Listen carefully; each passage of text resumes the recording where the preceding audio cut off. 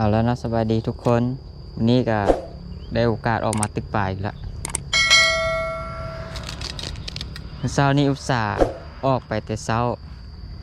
ไปสำรวจหมายหนึ่งตอนไปเบิ้งไปจอบเบิ้งบุมมีผักตบบัดเมื่อสิไปร้องตีฉันผักตบเต็มเลยมันไหลมาเต็มเลยบุมีฮัดซ่องสิตีจนได้กลับมาตึกแถวบ้าน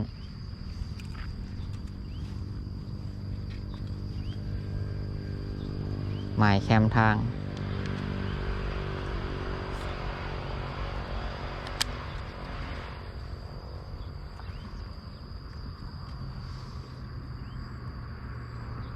ยังไม่ได้ไปเบิ่งซ้ำยีลุมเหมือนเขาตบเต็มว่าจักที่นี่กะ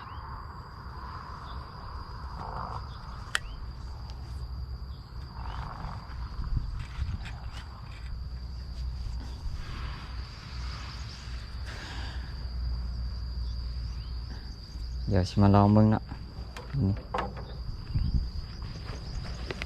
วันนี้ฉีใส่เหงื่อนี่เนาะหาก็ได้มา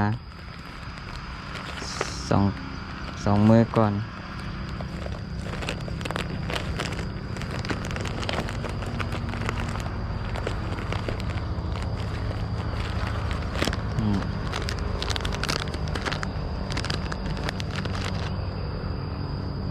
สลาตัน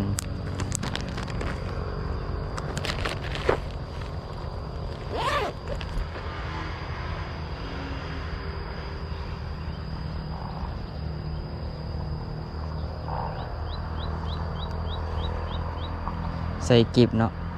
ว่าสิเอาเหงื่อไอ้บ้องปิดตึกว่าสันเด้หมายครับเต็มแต่ผักตบเลยแถวบ้านมันบ่มีตัวใหญ่เอาสลาตันลงก่อนมื้อนี้เทื่อตะแลงสิออกไปตึกอีก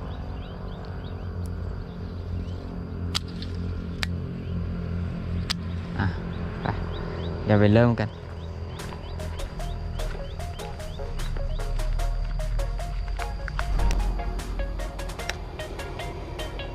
มาเนาะเห็นปากคืนอยู่พุ่น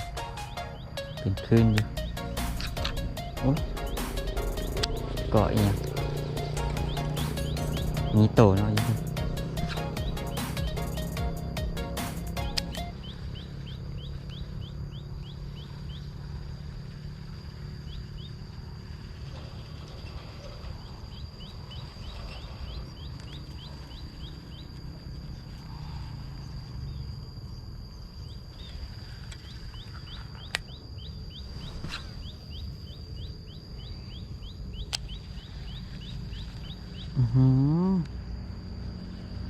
ไปละกัดแล้วกัดแล้วกัดแล้วโอ้ยลืมใส่เบรก มาละ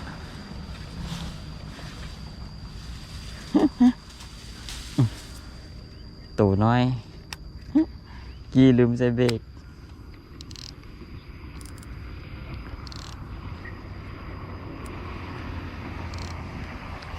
มาแล้วแต้มแรกครับแต่ว่าตัวจากน้อยนิดนึงแป๊บเดียว2-3 วันอุ้ยเลือดพอดี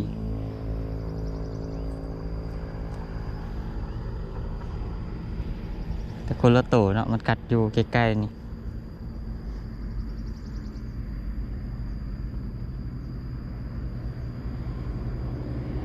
เดี๋ยวปลาอันนี้ก่อน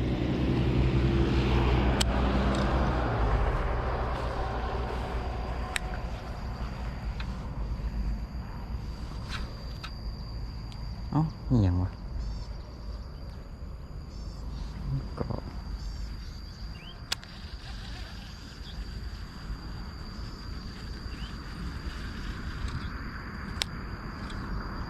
เนี่ย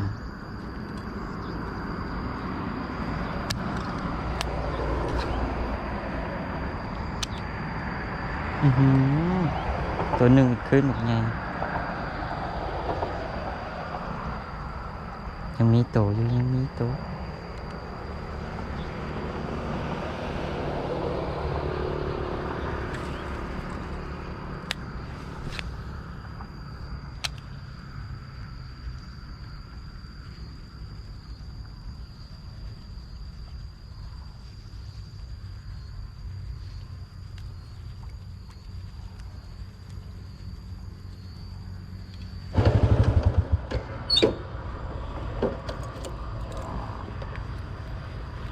มีซ่องเดียวอยู่นี่อย่าให้พลาดอย่าให้พลาด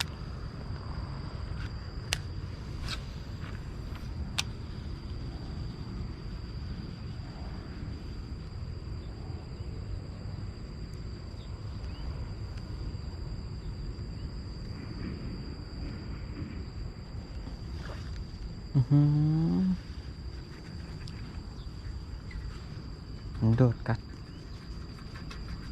เอามีอย่างอันนี้เกาะไปนี่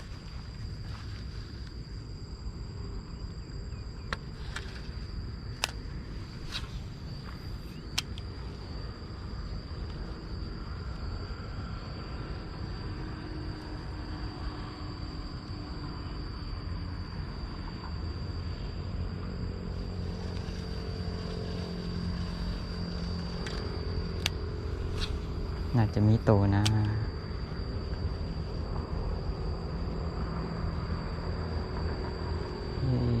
มันมีได้ยังไง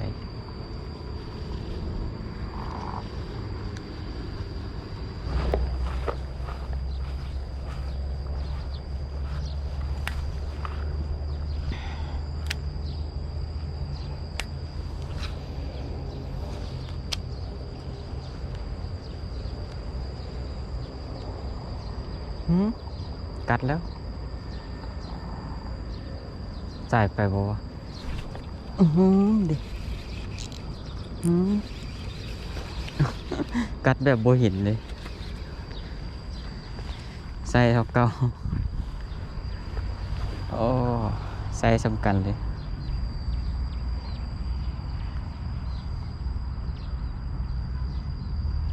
เต็มปาก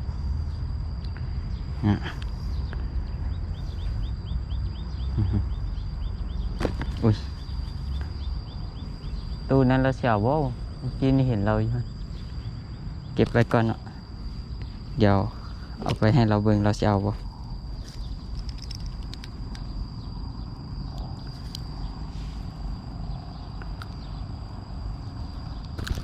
อุ้ยไม้เดียวเลยเนาะกัดอยู่ใกล้เกือบว่าเห็น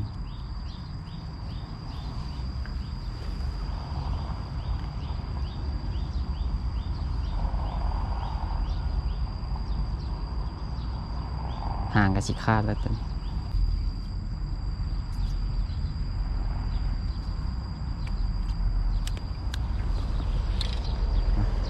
ลองอีบันสิได้บ่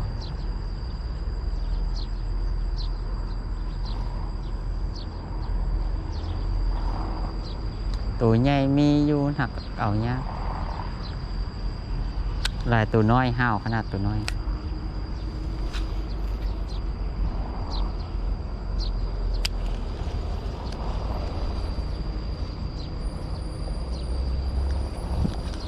มันมีตัวหนึ่งมันออกจากแก่นี่ไปเสร็จแล้ว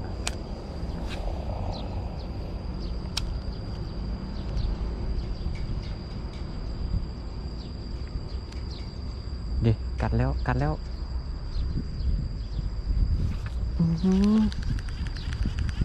ตัวน้อย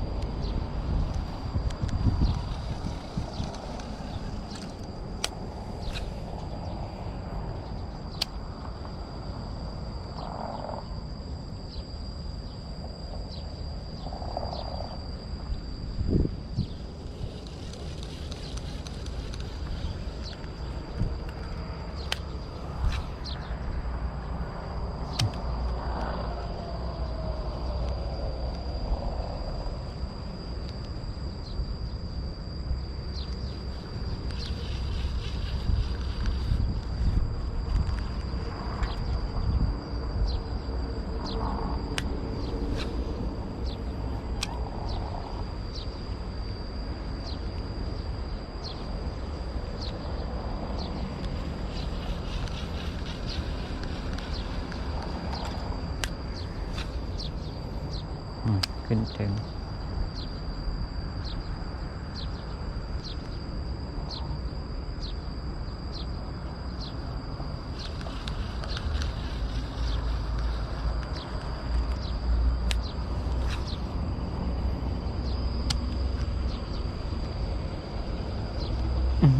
กัดแล้วตัวนี้เน้นๆเลยเน้นๆเลยตัวนี้อุ้ยหลุดตัวใหญ่อยู่ตัวนี้หลุดซ้ำเบ็ดบ่ออกลองถามประตูอยู่นี่เบิ่งเราเชี่ยวบ่ปลาเห็นเราอยู่นี่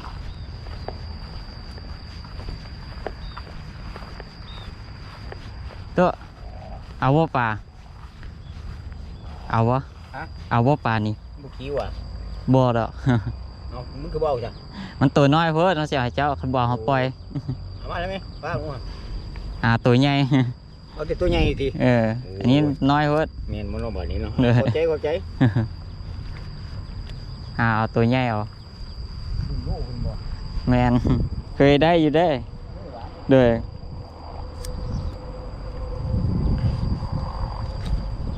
แต่ว่าตอนนี้มันพักตบหลายเพิ่น มันเอาบ่ได้ แมนโดย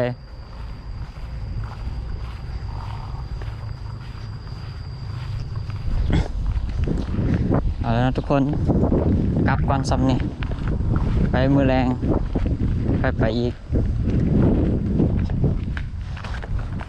หมายแถวบ้านก็ช่วงนี้พักตบเต็มเลยนี่เนาะเต็มเลยบุยฮอดทางนี่แน่นปึ๊กแน่นเลยบุยฮอดบอลสิลง